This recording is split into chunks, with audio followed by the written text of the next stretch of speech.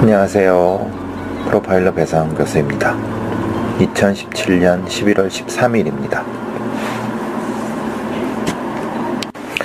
오늘 아침에 연합뉴스TV에 생방 출연하고 이제 기말고사 시험 출제하려고 학교에 잠깐 왔습니다. 오늘 이제 연합뉴스TV에 같이 출연했던 분이 이제 그 변호사분이신데요. 뭐 학교 선배님이시기도 하고 또 이제 경찰에도 뭐 몸을 담으셨던 분이시기도 하세요.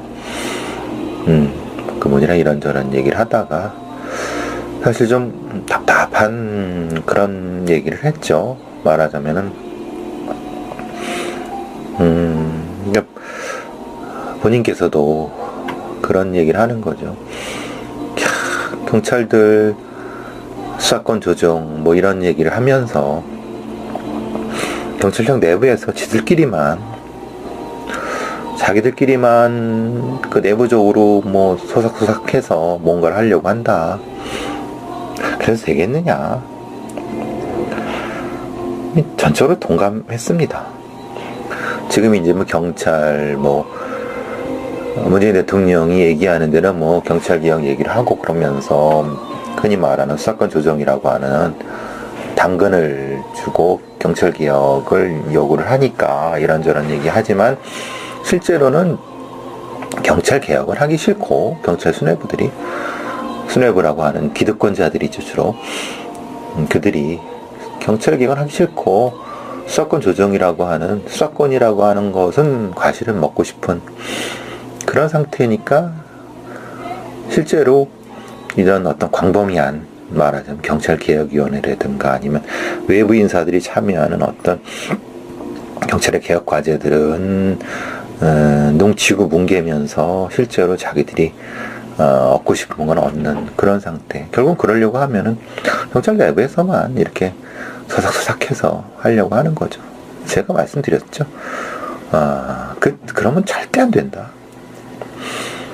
그러니까 지들은 굉장히 착각을 하고 경찰의 수뇌부라고 하는 한 줌도 안 되는 그 소위 이 사람들이 무슨 정치적인 어떤 뒷거리를 통해서 뭐 이렇게 될 거라고 생각했는데 천만의 말씀이라는 말을 드리고 싶습니다.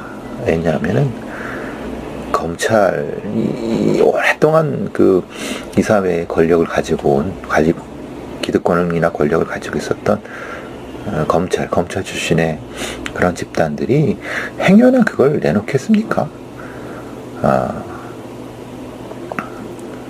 이게 뭐 바보 같은 생각을 하는 거죠. 그러니까 광범위하게 이 힘을 모아서 해도 될까 말까 하는데 그냥 문재인 정부의 청와대 얼굴만 보면서 이런 겉으로는 경찰개혁을 그냥 잘 안 하려고 하고 얻을 것만 생각하는 이런 상태에서는 실제로는 되지도 않는 건데 하여튼 그 말씀을 드리면서 좀 답답하다 그런 생각을 많이 했습니다. 뭐 오늘 관련해갖고 경찰 개혁에 대한 얘기를 경향신문에 그 기자분하고 뭐 인권연대의 표정목이라고 하는 분이 글을 쓰신 게 있어갖고 같이 한번 얘기를 해보려고 합니다. 이 경향신문에 쓰셨던 경찰 노조 없이 강한 경찰 없다라고 하는 박은하 기자의 그 기사에서 인터뷰를 하셨던 분이 이제 표정목이라고 하는 인권연대 연구원인데 이분은 이제 뭐 아시다시피 현직 경찰 순경 공채를 붙어서 일하다가 이제 해직된 그분이에요. 이분 주장에 대해 상당히 공감하는 부가 많이 있습니다. 경찰 노조가 필요하다. 그래서 이 박은하 기자와 주로 이제 박은하 기자가 이분의 말씀을 뭐 듣고, 물론 이제 이 표정목 인권연구원의 주장을 많이 받았지만 어쨌든 이 기자의 기사 내용의 두 가지입니다. 경찰의 진정한 개혁 의지를 확인하려면 핵심은 경찰 노조 설립과 자치경찰제라고 이제 주장을 하고 있습니다. 뭐 저도 상당 부분 이 부분은 공감을 하고 있고요. 그런데 이제 경찰 노조 설립과 자치경찰제만으로 되느냐? 그러니까 본질적인 부분이 사실은 빠져 있다. 그래서 이 주장하는 바가 겉돌고 있다. 이렇게 좀 말씀드리고 싶어요. 제가 늘 말씀드린 것처럼 제가 하는 주장과 이분들이 주장하는 주장이 뭐 비슷하게 연결이 될 수 있지만은 이분들의 주장은 좀 본질적인 부분이 빠진 부분이다. 왜냐하면 경찰 노조가 설립되는 것 자체는 실제로 경찰의 이제 흔히 말하자면 경찰의 수직적인 문화부터 바뀐다는 거잖아요. 그 얘기는 뭐냐면은 이 소위 정치 경찰들 아니면 권력지향적인 경찰들, 제가 표현한 행정경찰들, 이런 어떤 기득권 집단들이 특성한 인맥의 집단들이 고위직을 다 차지하고 실제로 일하는 사람들은 전문성을 가진 일하는 사람들은 기껏해야 뭐 경감 정도로 해서 옷을 벗고 나가게 되는 그런 상황에 대한 거죠. 그렇게 생각하고 있습니다. 저는 이제 표정목 연구원의 얘기는 그겁니다. 왜 경찰 노조가 필요할까라고 하면 실제로 이 없던 성과를 만들어내 갖고 실적 위주로 경쟁을 하게 하고 막 그래서 경찰 자체가 무능한 조직, 그리고 흔히 말하는 무리한 수사를 하고 무능한 조직이 되는 건 바로 그것 때문에 그렇다. 더더군다나 박근혜 정부에서의 경찰 홍보지상주의 때문에도 더더욱 더 그렇고 이런 얘기를 한다는 거죠. 그래서 뭐 이른바 이제 성과주의의 폐해로서 얼마 전에 말씀드렸던 충주 여경의 그 자살 사건이라든가 이런 부분과 연결이 바로 되는 거다란다고 하는 겁니다. 거기다가 실제로 지금 경찰의 자치경찰제로의 전환 자체는 사실은 매우 불안하다. 저도 그렇게 생각합니다. 왜냐하면 사실은 이 자치경찰제라고 하는 게 지금의 그 제주도에서 하고 있는 자치경찰제 정도밖에 안 됩니다. 근데 그거는 소위 말하는 우리가 생각하는 자치경찰이라고 하는 큰 상은 그 미국식의 뭐 흔히 말하는 뉴욕시 보안관, 뭐 뉴욕시 경찰 국장 이런 사람들을 시민들이 뽑거나 뭐 이런 방식 아니면 뭐 이런 완전히 좀 말 그대로 자치 교육감이라든가 아니면은 뭐 시장처럼 이런 방식의 것을 국민들은 생각하는 것 같은데 실제로 경찰이 내놓은 자치경찰은 그게 아니에요. 말 그대로 지금 제주경찰처럼 그냥 이 경찰의 업무 중에서 교통이나 아니면 뭐 이런 행정경찰에 가까운 뭐 이 경비, 약간의 경비, 뭐 생활안전 이런 것만 별도로 이렇게 몰아갖고 한다는 거예요. 그걸 또 지휘하는 게 그 국가경찰청인 거예요. 그 아무런 의미가 없죠. 실제로 경찰청과 지방경찰청이 그 자치경찰을 지휘한다고 하면 사실 자치경찰을 할 필요 없어요. 말 그대로 자치경찰이라고 하는 것은 그 자치경찰의 구성부터 명령이라든가 교육이라든가 예산 이런 것들이 독립되어 있는 거를 얘기를 하는 건데 지금 경찰청이 하는 거는 되게 웃긴 거예요. 뭐, 웃긴 소리죠. 이거는 지금 경찰청이 하는 거는 차라리 안 해만 못하는 거다. 절대 해서는 안 되는 겁니다.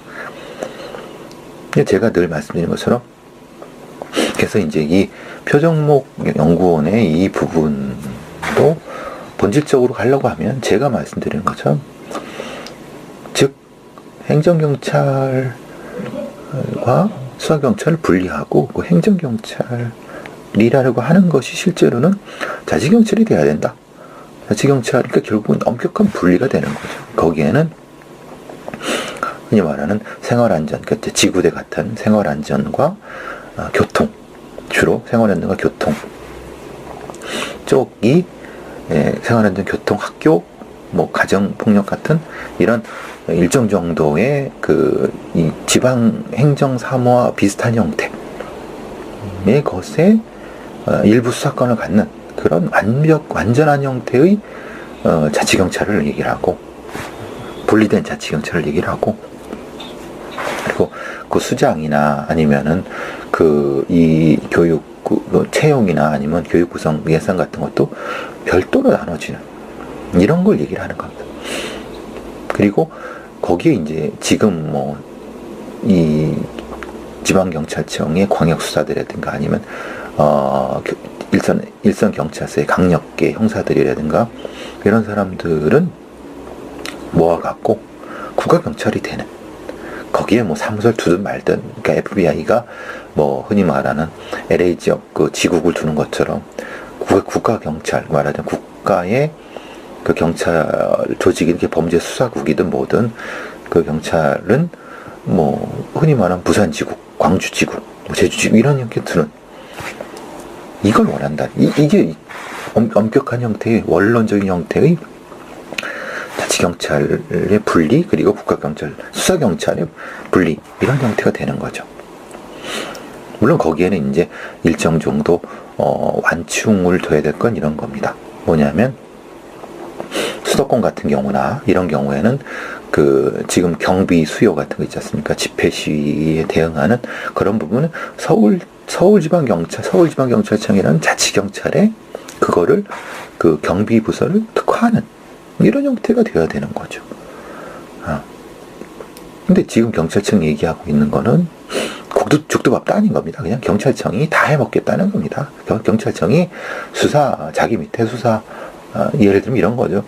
지금의 경찰청의 얘기는 경찰청이란 큰 거 밑에 제1청으로서의 수사청이 있는 거고, 경찰 수사의 파트가 있는 거고, 그 또 아래쪽에 또 다른 형태 이런 정보라든가 보안 쪽이 있는 거고, 또 하나가 자치경찰이라고 하는 그 조직이 있고, 그것에 각 지방 분이 이렇게 나눠, 이런 형태인 겁니다.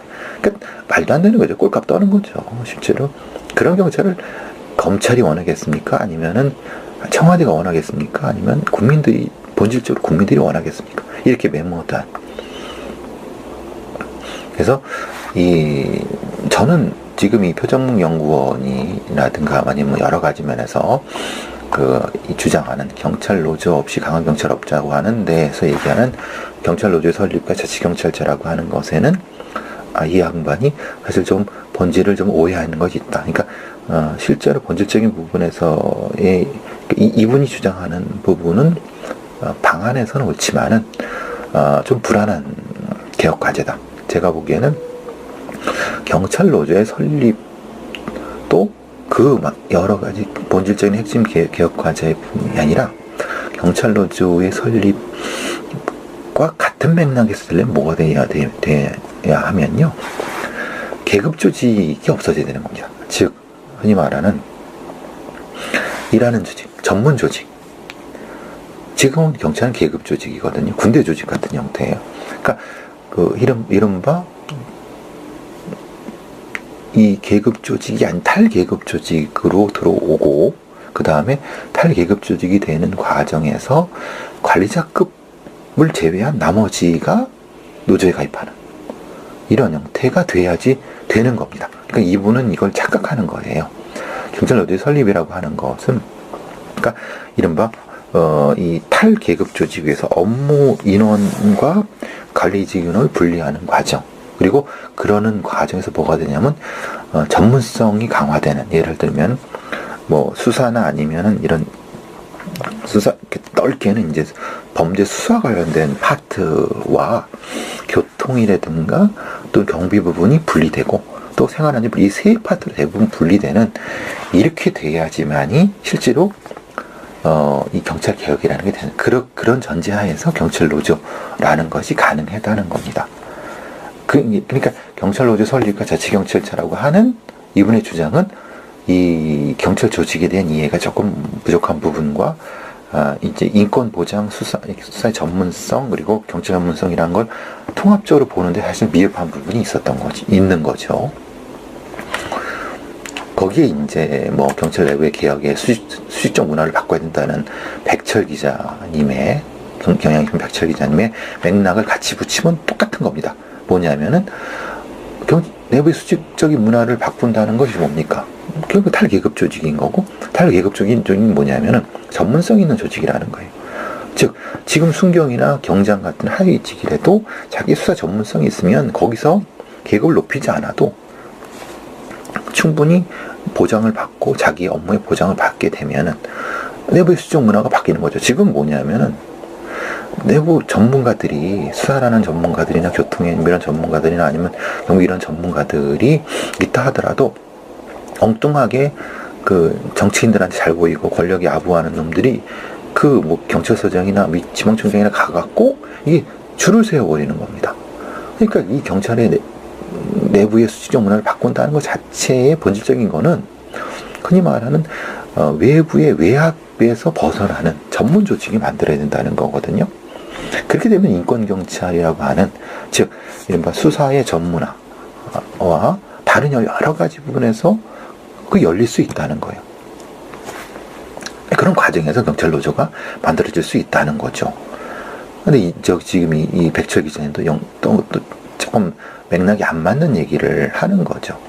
그러는 과정에서 수사 전문화가 이루어지고 수사의 전문화 과정 속에서 되면 지금 되지 않고 있는 뭐 피의자 신문대 변호사 동석 같은 것도 자연히 될 수밖에 없습니다. 지금은 실제로 수사에 전문성이 없고 그냥 억압적으로 하기 때문에 변호사가 와갖고 이제 뭐 간섭하고 그러는 게 굉장히 싫고, 왜냐하면 자기의 그 실력이 드러날 것 같고 이런 부분이 생기는 거거든요. 그러니까 그 전제가 있어야 되는데 이걸 단지 그냥 그걸 이해를 못한 상태에서 그 수직적 문화를 바꿔야 된다라고 하면은 뭘 어떻게 바꾸냐 라는 구체적인 액션 플랜이 없는 거죠. 그러는 과정 속에 수사권 조정이 되는 거예요. 왜냐하면 수사의 전문성이 생기기 때문에 그런 거죠. 또 하나, 제가 오창익 인권연대 그 사무국장하고 그 KBS 공감 토론에서도 얘기했듯이 이 백철 기자님도 경향신문에서 그런 말씀 하신 거, 인원 부족으로 교육훈련 제대로 못 받아라고 합니다. 즉 지금 이제 수사부서라든가 아니면 지구대라든가 아니면 경비 뭐 이런 데 있지 않습니까? 근데 이 사람들이 그냥 닥치는 일만 열심히 하는 겁니다. 그걸 그럼 그 일을 하려면 뭘 배워야 되잖아요. 누구한테 배우느냐? 도제식으로 앞 선배들한테 대충 배워서 하는 겁니다. 그리고 뭐 대충 수사 전문화 교육, 뭐 전문화 교육 2주 3주 갔다가 와서 그게 되겠습니까? 그래서 제가 그때 말씀드린 거죠. 소위 교육년, 저는 표현을 안식년이라고 하는데 교육년을 돌아 5년에 한 번 정도, 3년에 한 번 정도, 아니면 5년에 한 번 정도. 왜냐하면 우리의 치안이라고 하는 아주 전문적인 분야를 하는 사람들인데, 아니 이게 뭐 제대로 하지도 못한 사람들을 갖다 해니까 수사도 엉망으로 해서 사람을 다치고 자기도 다치고 사람을 인권도 엉망이 되는 이런 부분이 된다. 결국은 늘 이런 얘기를 해요. 경찰이 인력이 부족한데 어떻게 교육년을 둘 수 있고 그러느냐. 그러니까 더더욱 그러는 거야. 왜 인력이 부족하겠어요? 경비경찰이라든가 흔히 말하는 쓸데없이 그 민생 치안 관련된 데 관련 없는데 경찰 인력이 너무 많은 거예요. 그러니까 실제로 500명에 1명 되는 경찰 인력은 그게 모자란 게 아니거든요. 실제로 함부로 경찰 정원을 늘려봤자 의미가 없어요. 즉 곳곳에 필요한 곳에 투여를 하고 그 투여한 인원들의 전문성을 올리기 위해서 철저한 교육 훈련, 적어도 5년에 한 번 정도, 4년에 한 번 정도는 교육년 6개월 정도를 두고 훈련을 시켜서 그 훈련된 인원이 이 실무에 투입되는 이런 형태가 돼야 되는 거죠. 그러니까 인원이 없다는 거는 실제로는 반은 맞고 반은 틀리라고 그랬어요. 저도 저 오창익 저기 인권연대 사무국장이라든가 이 토론할 때도 결국은 이런 문제들이 본질적인 부분인데, 그러니까 엉뚱한 이 본질적인 부분을 이해 못하시는 사람들이 엉뚱한 얘기를 하는 거죠. 그리고 이제 이 경찰개혁이라는 큰 틀을 이해를 해야 된다는 거예요. 다시 말씀드리면 경찰개혁의 큰 틀은 크게 수사 파트하고 행정 파트 중에서는 특히 행정 파트의 가장 큰 파트가 뭐냐면요, 지구대와 교통, 그러니까 생활안전과 교통 부분입니다. 그러니까 교통에는 경비가 들어가죠. 그러니까 정확히 말하면, 크게 말하면 수사 파트하고 생활안전 파트가 있고 경비 교통 파트가 있는 겁니다. 크게는 이 셋이 제대로 굴러가야 되는 거고, 이걸 분리해놔야 된다는 거예요. 분리한다는 것이 지금은 뭐냐면 경비라든가 보안 정보의 전문성을 여기서 오래 했던 사람들이 청와대라든가 아니면 권력자의 그걸 잘 발라주기 위해서 경찰의 상층부를 다 차지하고, 수사라든가 생활안전 쪽에 했던 사람들은 다 찬밥이 되고 목이 잘리는 이런 구조가 이러면 안 된다는 거예요. 그러기에는 계급 구조를 없애야 되는 거예요. 그러니까 그거 흔히 말하는 실력 없는 놈들이 계급을 내세워갖고 밑에 애들을 밟는 상황이 되는 거니까 문제가 된다는 거예요. 그러면 이제 여러분이 질문하실 부분이 또 하나 있죠. 그러면 지금 국정원의 국내정보 파트는 어떻게 되느냐. 그래서 오늘 제가 이 연합뉴스 TV의 그 생방송하고 오면서 기사를 읽었어요. 옛날에 참여연대에서 사무처장을 했던 이태호라고 하시는 분이 국정원 개혁에 대한 국내 정보 부분을 이런 얘기를 쭉 하시더라고요. 상당히 좀 잘 읽었는데, 그분도 이제 이 국정원이 경찰의 흔히 말하는 국내 정보 파트의 정보 수집을 어떻게 하는지에 대한 부분을 글쎄 이해를 못 하신다고 해야 되나? 그 메커니즘을 잘 모르신 것 같아서 제가 늘 말씀드리는데, 그러니까 이런 거죠. 국정원의 국내 흔히 말하는 지역정보관이 있어요. 지역정보 파트가 있고, 지역정보관이 각 지역에 있는 경찰서, 지방청에 있는 정보과 형사들, 정보 파트 사람들의 그걸 지휘권이 있다고 하긴 그렇지만은 뭐냐면, 국정원은 국내 정보를 취합하는 어떤 그런 법상에 나와 있는 걸 하는 거거든요.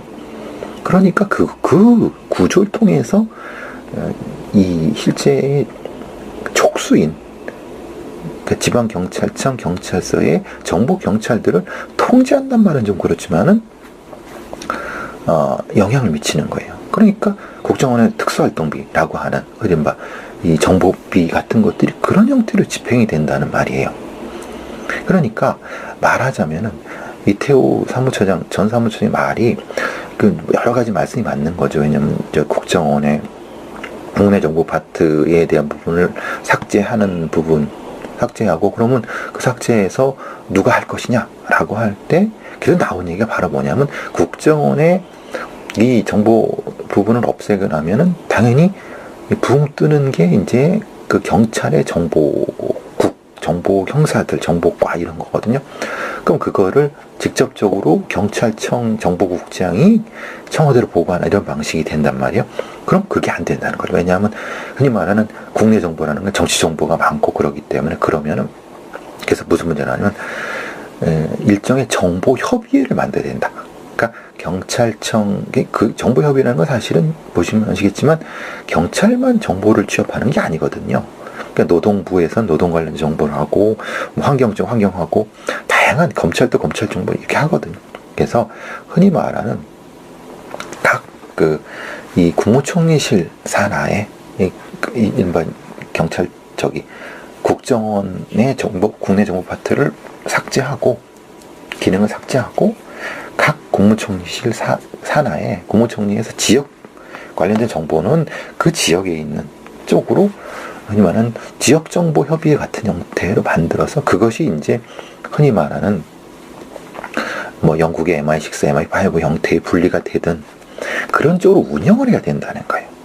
그래서 그게 바로 자치경찰제와 국정원의 국내정보 파트를 삭제하는 그런 큰 맥락의 정보기관의 이 국내 정치 관여, 국내 정보를 관여를 배제하는 이런 형태가 돼야 되는 건데 실제로 이태호 사무처장이 그 부분에 대한 이해가 부족하기 때문에 단지 그냥 국정원을 없애도 국정원의 국내 정보 파트를 없애도 다른 만들어서 하기 때문에 별 문제 없다라고 하는 것만은 끝나는 거예요.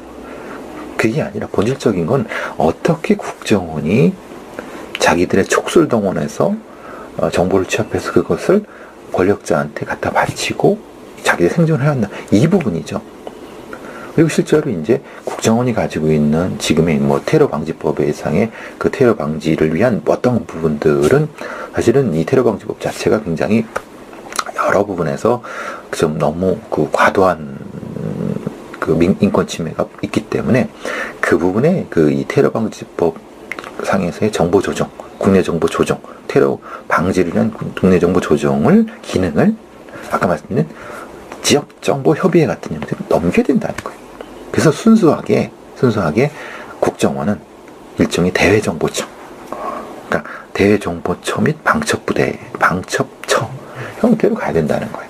그러니까 그 메커니즘을 제대로 설명하지 못하면은 오히려 아니 국정원의 국내 정보 파트를 없애서 뭐 하자는 거냐, 그럼 간첩들이 득실도리게 놔두자는 거냐라고는 역공을 당할 수 있는 거예요. 이 이태호 사무처장의 그 주장은 상당히 원론적으로는 옳지만은 그런 역공에 너무 취약해요.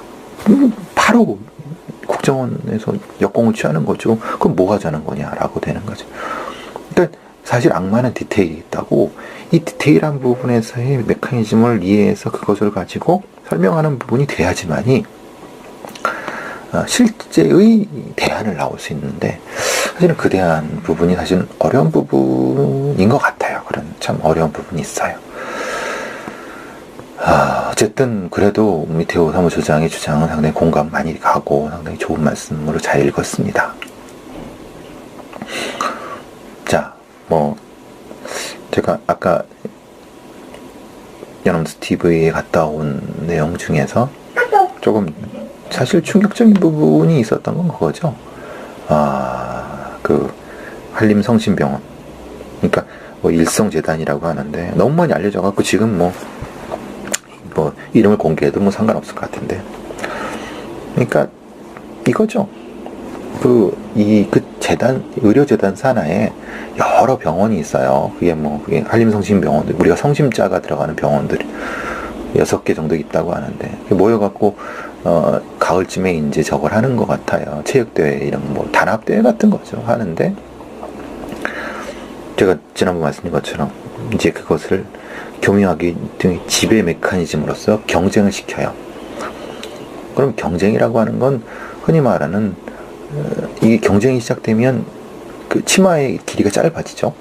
그죠? 노출의 수위가 높아지고 경쟁이 되니까.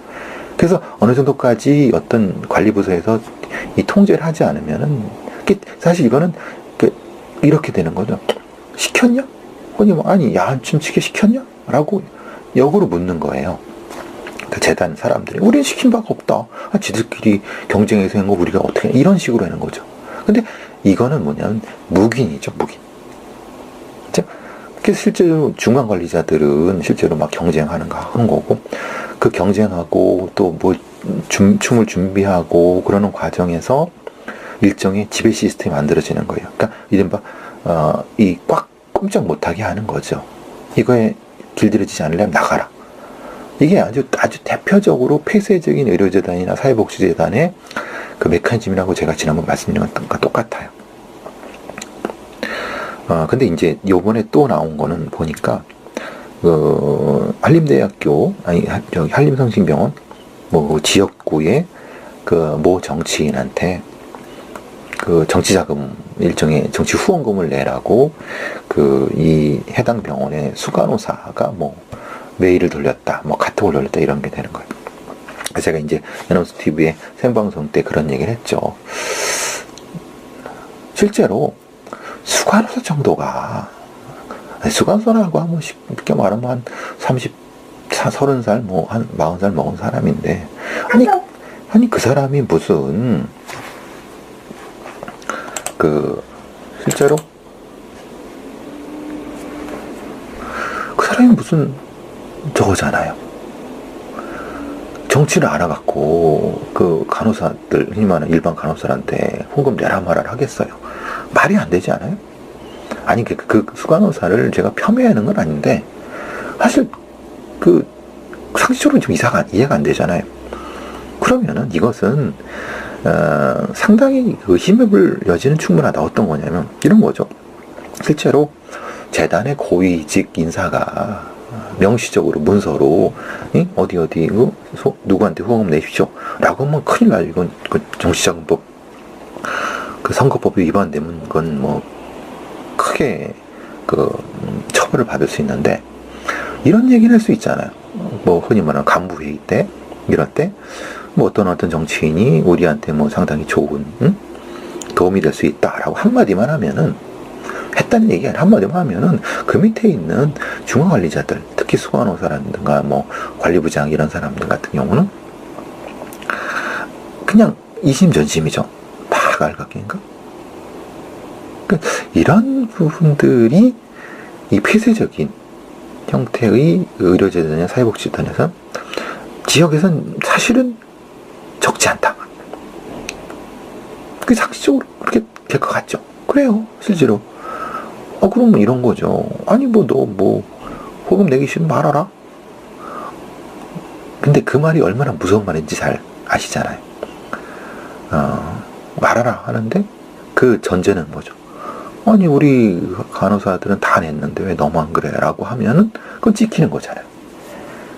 그러니까 이 상황이 벌어질 수 있다는 거죠. 상당히 가능성이 높은 얘기예요. 물론 실제로 이 정치인이 그 재단에 대고 돈 달라 한 적, 설마 그랬겠어요? 생각해보세요. 지가 걸릴 짓을 하겠어요? 아무리 하고 싶다 하더라도. 또 사실 굳이 그럴 필요도 없어요. 왜냐하면 어차피 유력한 정치인이고, 도움이 필요한 거는 사실은 재단이라고 하면은 당연히 알게 모르게 해야 된다고 하는 공감대가 형성이 되면은, 이게 참 이 병원의 간호사들, 특히 이제 이 중하위급 간호사들이 특히 비정규직 많고 월급도 뭐 적게 받는데 이리저리 삥 뜯기고, 거기다가 더 큰 문제는 그런 부분이라는 거잖아요. 만약에 거기에 뭐 드레싱이라고 하면 이 붕대나 이런 감는 거예요. 화상이나 뭐 상처 입으면 이걸 이제 소독하고 다시 붕대를 감는 이런 드레싱이라고 하는데, 그게 이제 이 병동 같은 데에 뭐 어떤 이유 때문에 뭐 환자들이 훔쳐갈 수도 있고 아니면 뭐 훼손될 수도 있고, 훼손된 걸 그 개인 병동마다 부담시키는 거예요. 부담시키면 당연히 그 간호사들이 각출해 갖고 하는 거잖아요.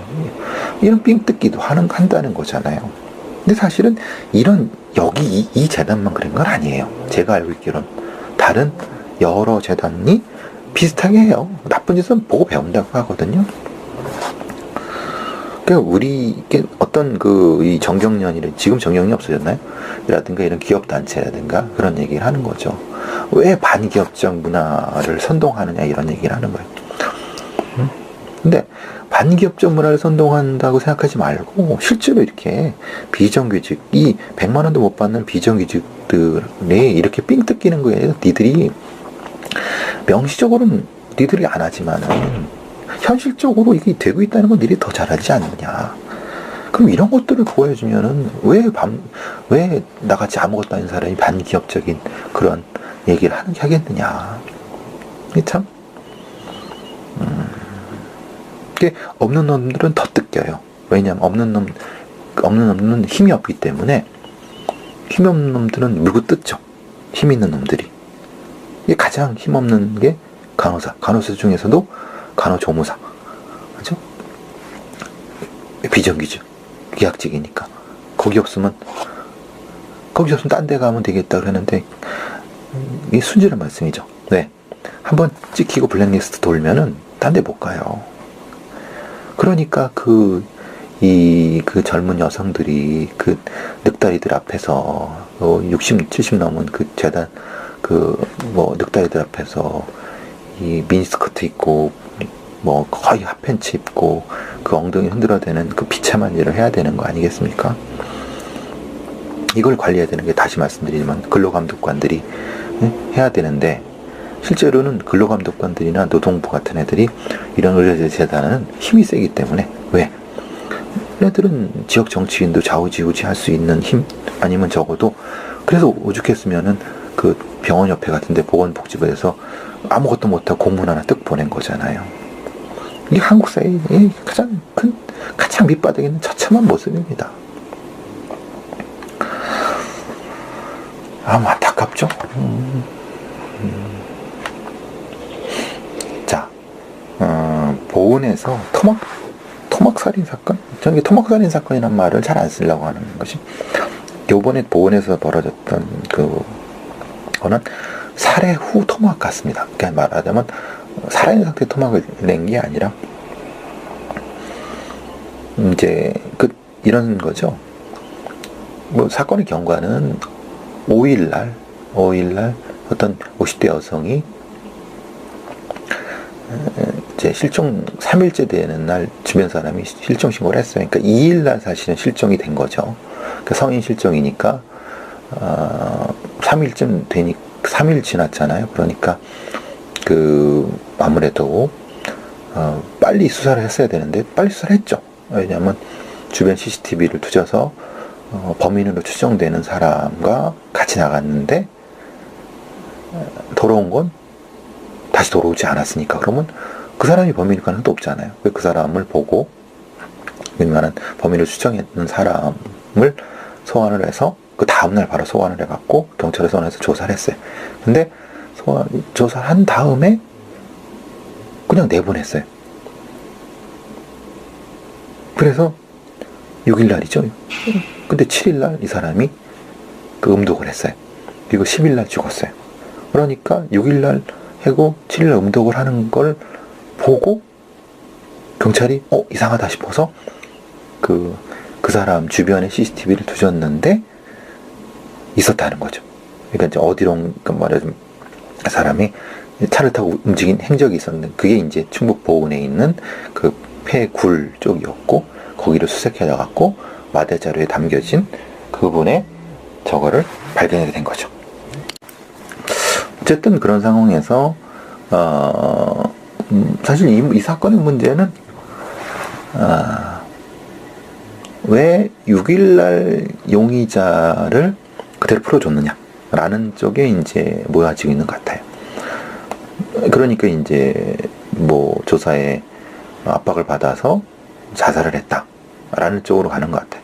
근데 사실 그것보다는 제가 보기에는 실제로 이제 5일날 그 신고를 받고 관련된 수사를 바로 진행을 했느냐. 근데 바로 뭐 시간은 그렇게 차이가 나는 것 같지 않아요. 바로 했지만 그 다음에 이제 실제로 이제 관련성을 좀 더 엄밀히 따져갖고 해야 되는데, 사실은 그 첫 조사만 가지고 구속하거나 그럴 수는 없어요.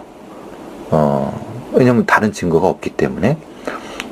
근데 대신 이런 부분이 있었죠. 조금 감시를 좀 했어야 되지 않느냐, 그런 부분 때문에 좀 논란이 있는 거 정도만 됐고, 좀 사건이 진행되는 과정에서 좀 더 봐야 되겠지만은, 사실 이 신고가 좀 늦은 건 왜냐면 2일날 실종됐는데 5일날 신고를 했다는 건, 그러니까 이분이 또 그 주변에 가족이 있어도 이제 왕래가 없는 분이었다고 하면은 좀 그런 부분이 안타까움은 분명히 있는 것 같다는 생각이 들어요. 어쨌든 좀 돌아가신 분의 명복을 빕니다. 자,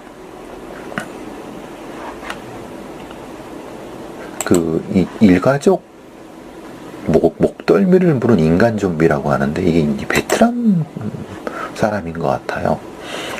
SBS 궁번 얘기 Y에 소개됐었죠. 며칠 전에. 그러니까 좀 살벌하죠. 그냥 뭐 다른 거 없이 그냥 목덜미를 물었어요. 이게 개도 아니고.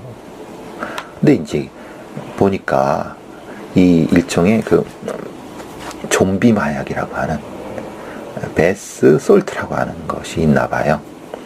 이제 좀비가 되는 거죠. 이성을 완전히 잃어갖고 그냥 우리가 좀비 영화처럼 물어버리는 거잖아요. 우리나라도 아직까지 우리나라 이런 사례는 이게 처음인데, 항상 그 마약 부분은 항상 우리가 그 신경 써서 대비를 해야 될 것 같아요. 좀 끔찍하죠. 왜냐면 일단 이런 사람들은 C형 간염 인자가 있기 때문에 그거에 감염됐을 가능성이 높다고 하니까 살벌하죠. 베트남 얘기가 나오니까 이제 늘 우리가 불편하게 생각하는 부분이 있어요. 저도 이제 우리 대학 고등학교 때 교련 선생도 있었고 여러, 그럼 이게 사실로 확인이 되지 못했지만은 그럴 것 같다고 하는 여러 얘기 있죠. 베트남 전에서의 한국군의 그 베트남 양민에 대한 학살 이런 부분이요. 그러니까 대규모 학살과 성폭행 이런 것들. 글쎄요. 정확한 어떤 구체적인 그 조사 결과는 아닌데, 분명히 그걸 주장하시는 베트남 피해자분들이 있고, 그리고 저나 이제 저희 세대 같은 사람들이 들었던 얘기들, 말하자면 실제로 베트남 전에 거기 갔다 온 사람들이 이 베트콩과 관련된 여러 가지 전투를 하다가 베트콩으로 오인해 갖고 이렇게 했다는 이런 얘기들 적지 않게 얘기 듣죠. 물론 그게 정확히 증명된 건 아닙니다. 그래서 어쨌든 이거는 진상조사가 분명히 돼야 될 거라고 보고요. 우리가 이제 한국전쟁이라든가 아니면은 군사정권에 의한 다양한 양민학살이라든가 5.18의 민주항쟁 때의 학살 이런 것들을 우리가 밝혀내면서 우리도 역시 외면해서는 안 되는 것이 베트남에서의 양민학살의 의심 사건들입니다. 실제로 이게 양민학살이 얼만큼 벌어졌는지는 조사가 안 돼 있기 때문에 여기에 다녀온 파병됐던 분들은 억울하다, 본인은 양민학살한 적이 없다 라고 주장하시는 분도 있는 거고, 그러니까 정확한 진상조사가 필요하죠. 여태까지는 그냥 이런 걸 주장을 하게 되면은 국가안보위해가 된다는 등, 또는 화병용사에 대한 신뢰라는 등 이런 부분들이 있었는데, 그렇게 생각하시면 안 됩니다. 정확한 진상조사. 왜? 아니 베트남 쪽에는 그걸 주장하는 분이 분명히 있으니까 진상조사를 통해서 책임질 거 있으면 책임지고, 사과할 건 사과하고, 또 보상할 건 보상을 해야지 미래로 우리의 마음의 양심의 가책을 털고 갈 수 있을 거라고 생각합니다. 그러니까 정확히 제가 이게 있었다는 말을 말씀드리는 게 아닙니다. 정확한 진상조사가 필요하다는 겁니다. 자, 조금 이 독특한 사건이 하나, 조금 독특하다, 황당하다. 그러니까 부산의 한 대학교의 화장실에 어떤 남자가 수차례 음란 행위를 한 뒤에 그 쪽지를 두고 간 거예요.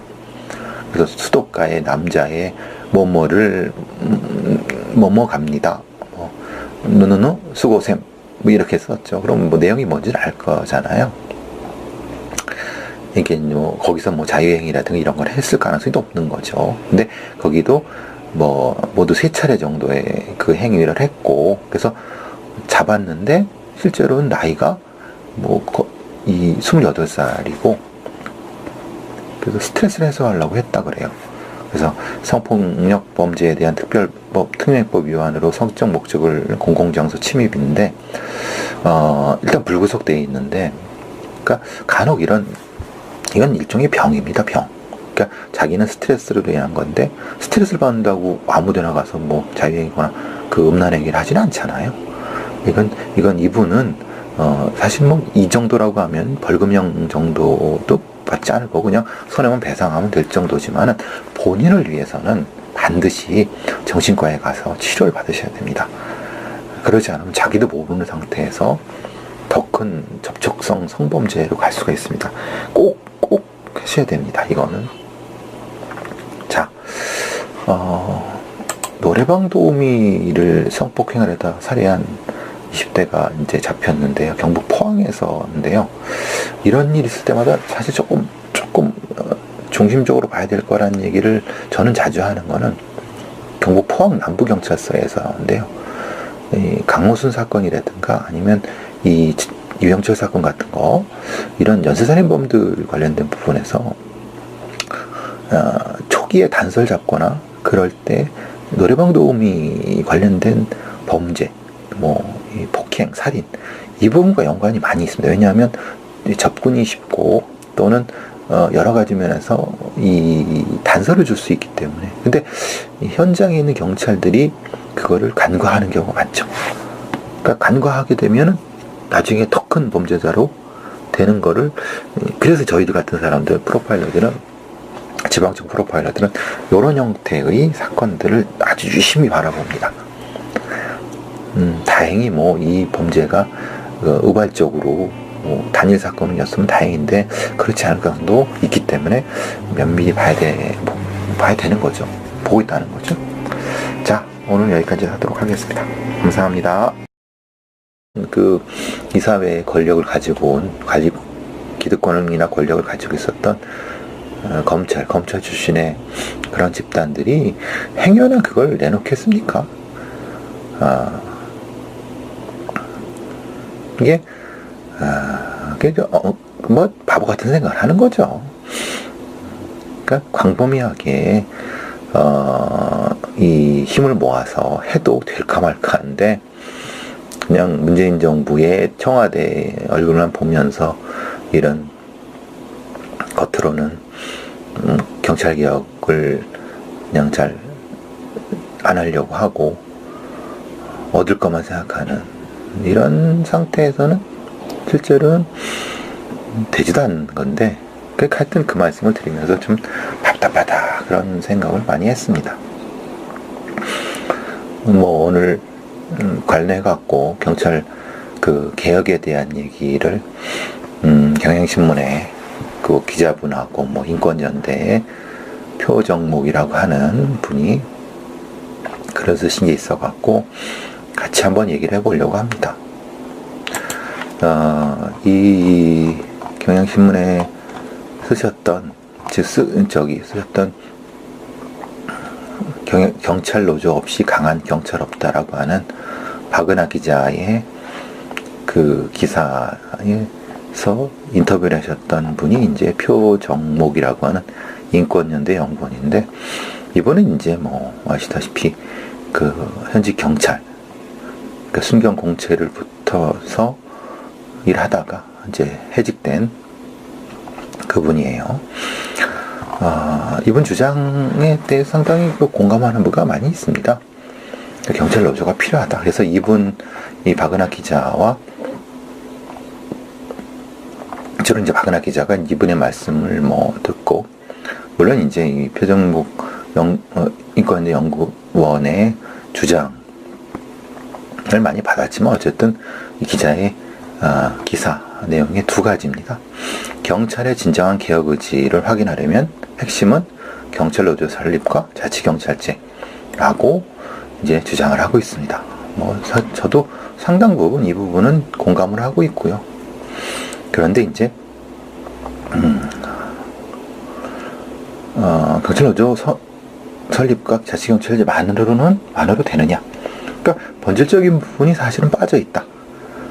그래서 이 주장하는 바가 겉돌고 있다. 이렇게 좀 말씀드리고 싶어요.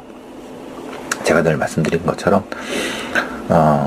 제가 하는 주장과 이런 행정 경찰에 가까운 이 경비, 약간의 경비, 생활안전 이런 것만 별도로 이렇게 몰아갖고 한다는 거예요. 그걸 또 지휘하는 게 국가경찰청인 거예요. 아무런 의미가 없죠. 실제로 경찰청과 지방경찰청이 자치경찰을 지휘한다고 하면 사실 자치경찰을 할 필요 없어요. 말 그대로 자치경찰이라고 하는 것은 자치경찰의 구성부터 명령이라든가 교육이라든가 예산 이런 것들이 독립되어 있는 거를 얘기를 하는 건데, 지금 경찰청이 하는 거는 되게 웃긴 거예요. 웃긴 소리죠. 이거는 지금 경찰청이 하는 거는 차라리 안 해만 못하는 거다. 절대 해서는 안 되는 겁니다.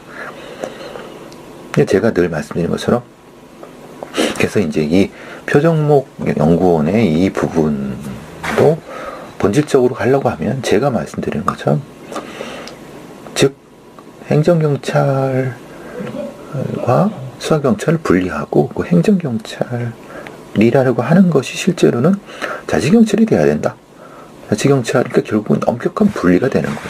거기에는 흔히 말하는 생활안전, 그러니까 지구대 같은 생활안전과 교통, 주로 생활안전과 교통 쪽이 생활안전, 교통, 학교, 뭐 가정폭력 같은 이런 일정 정도의 이 지방 행정 사무와 비슷한 형태의 것에 일부 수사권을 갖는 그런 완전한 형태의 자치경찰을 얘기를 하고, 분리된 자치경찰을 얘기를 하고, 그리고 그 수장이나 아니면은 이 교육 채용이나 아니면 교육 구성 예산 같은 것도 별도로 나눠지는 이런 걸 얘기를 하는 겁니다. 그리고 거기에 이제 지금 뭐 이 지방경찰청의 광역수사들이라든가 아니면 일선 경찰서의 강력계 형사들이라든가 이런 사람들은 모아갖고 국가경찰이 되는, 거기에 뭐 사무소를 두든 말든, 그러니까 FBI가 뭐 흔히 말하는 LA 지역 그 지국을 두는 것처럼 국가경찰, 말하자면 국가의 그 경찰 조직이 이렇게 범죄 수사국이든 뭐든 그 경찰은 뭐 흔히 말하는 부산지국, 광주지국, 뭐 제주지국 이런 형태 두는, 이걸 원한다. 이게 엄격한 형태의, 원론적인 형태의 자치경찰의 분리, 그리고 국가경찰, 수사경찰의 분리, 이런 형태가 되는 거죠.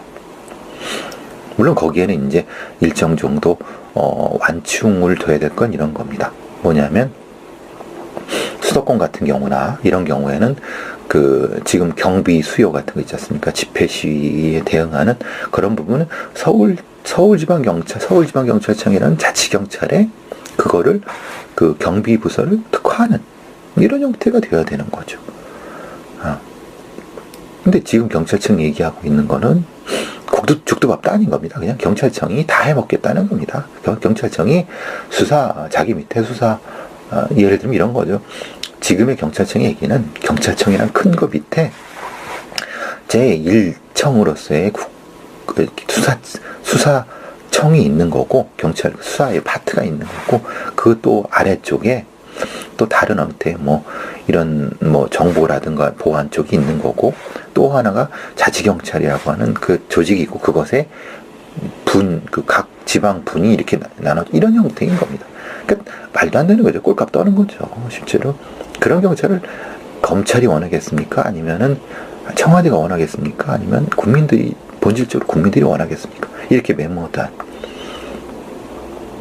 그래서 저는 지금 이 표정목 연구원이라든가 아니면 여러 가지 면에서 이 주장하는 경찰 노조 없이 강한 경찰 없자고 하는 데에서 얘기하는 경찰 노조의 설립과 자치경찰제라고 하는 것에는 이 양반이 사실 좀 본질을 좀 오해하는 것이 있다. 그러니까 실제로 본질적인 부분에서의 이분이 주장하는 부분은 방안에서는 옳지만은 좀 불안한 개혁 과제다. 제가 보기에는 경찰 노조의 설립도 여러 가지 본질적인 핵심 개혁 과제뿐이 아니라 경찰 노조의 설립과 같은 맥락에서 들려면 뭐가 돼야 하면요, 계급 조직이 없어져야 되는 겁니다. 즉 흔히 말하는 일하는 조직, 전문 조직. 지금은 경찰은 계급 조직이거든요. 군대 조직 같은 형태예요. 그러니까 이른바 이 계급 조직이 아닌 탈계급 조직으로 들어오고, 그 다음에 탈계급 조직이 되는 과정에서 관리자급을 제외한 나머지가 노조에 가입하는 이런 형태가 돼야지 되는 겁니다. 그러니까 이분은 이걸 착각하는 거예요.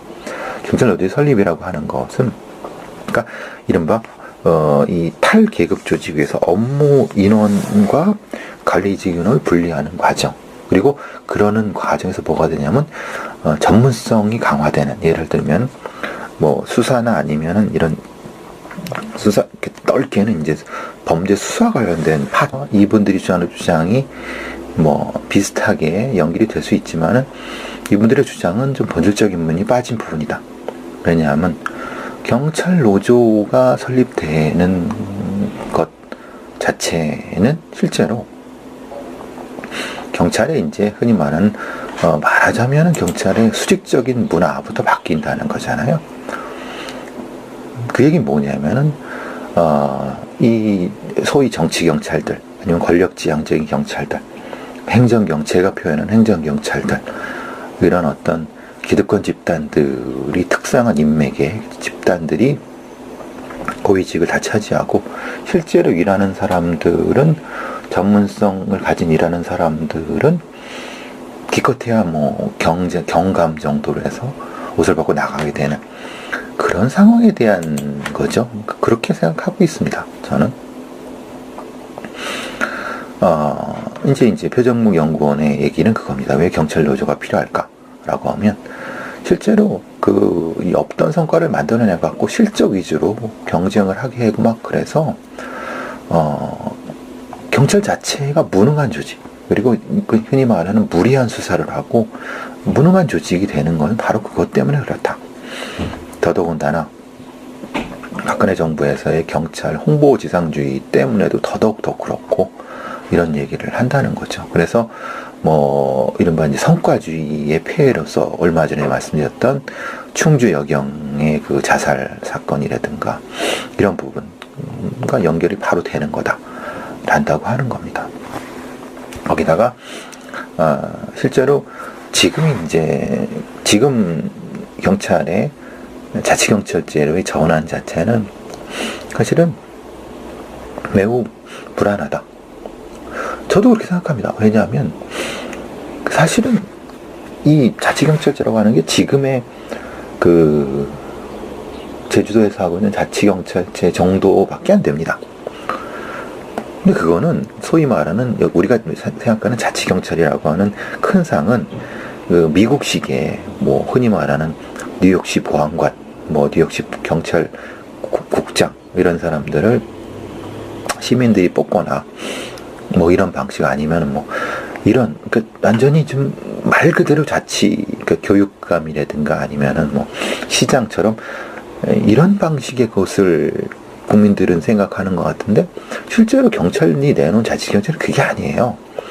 말 그대로 지금 제주경찰처럼 그냥 이 경찰의 업무 중에서 교통이나 아니면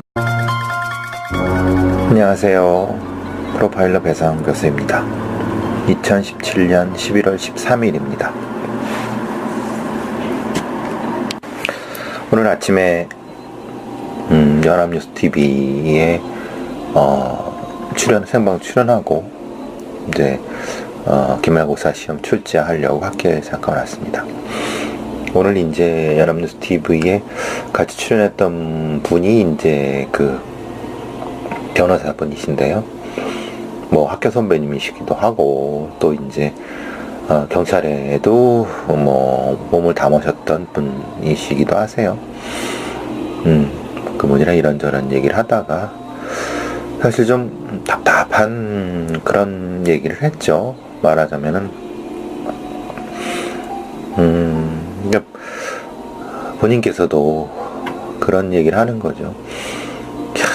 경찰들 수사권 조정 뭐 이런 얘기를 하면서 경찰청 내부에서 자기들끼리만 그 내부적으로 뭐 소삭소삭해서 뭔가를 하려고 한다. 그래서 되겠느냐? 전적으로 동감했습니다.